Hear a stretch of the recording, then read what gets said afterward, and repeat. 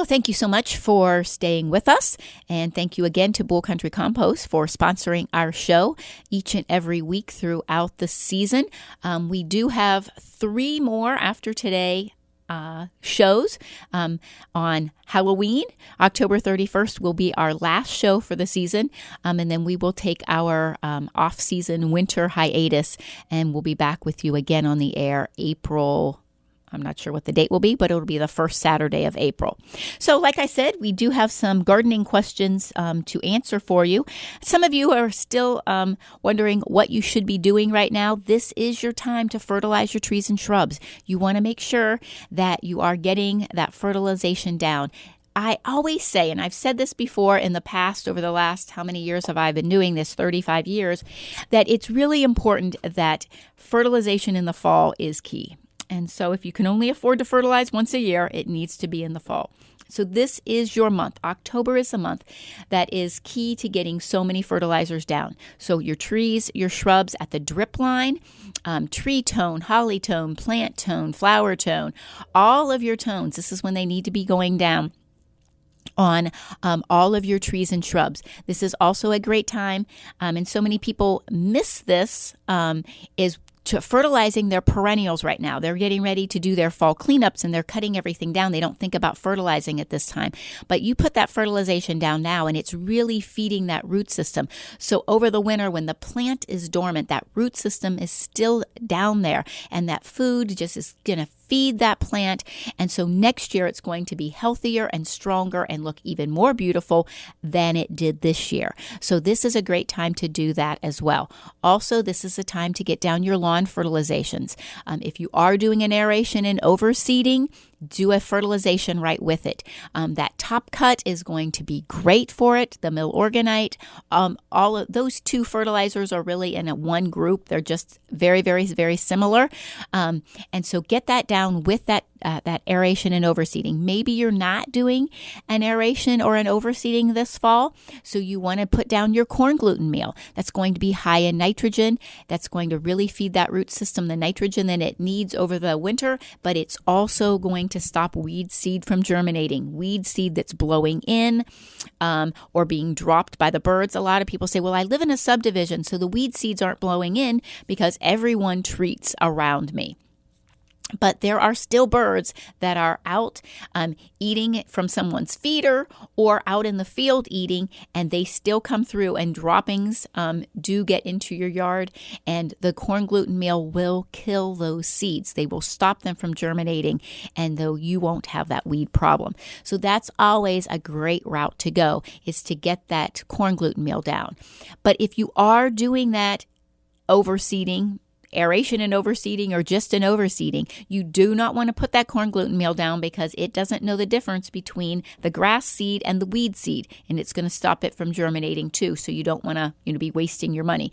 Its nitrogen will still feed the soil, but it's going to stop your seed from germinating. So if you are doing your aeration and overseeding, just want to make sure you do not put the corn gluten meal down this fall.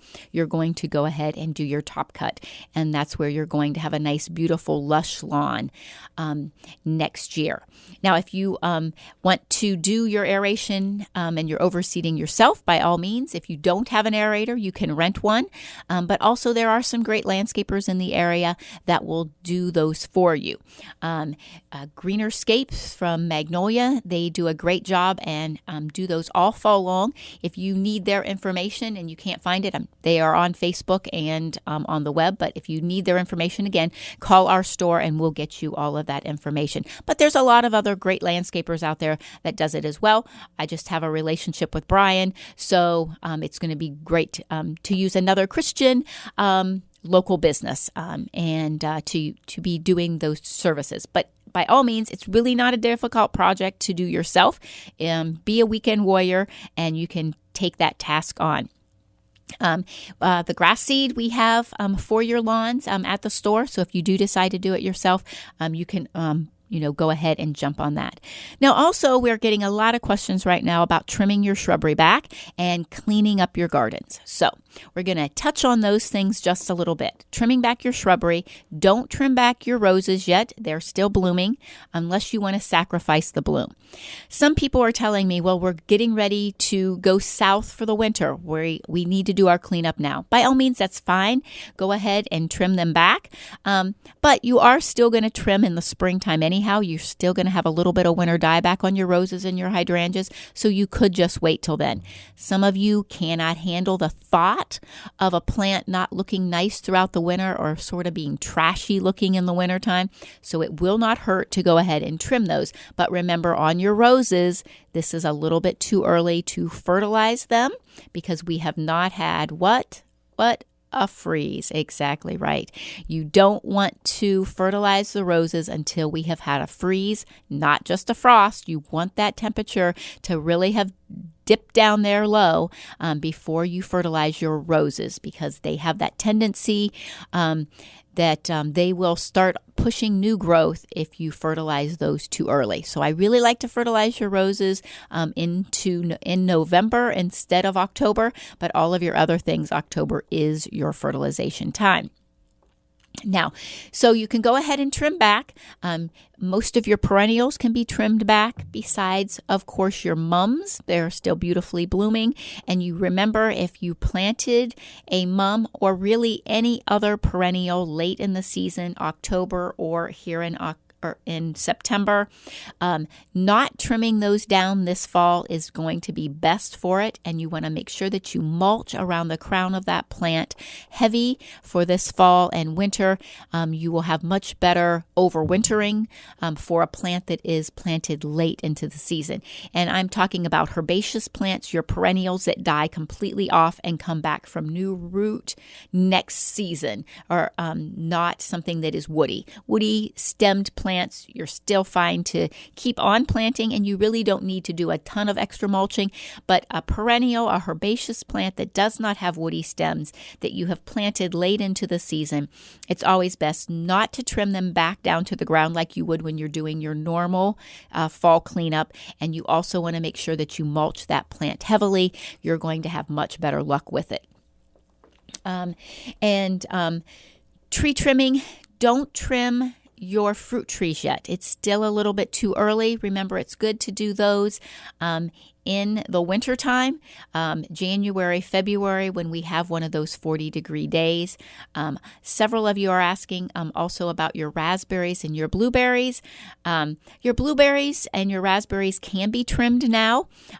You can wait a little bit longer. I do know, we call him Blueberry Gary from Louisville, 800 plants. He grows blueberries and sells them, has wonderful, wonderful blueberries. I got all of mine from him. One of the most organic guys you are going to find out there growing any type of fruits or vegetables. But Gary waits a little bit longer into the season. He's usually like a December guy trimming his blueberries back.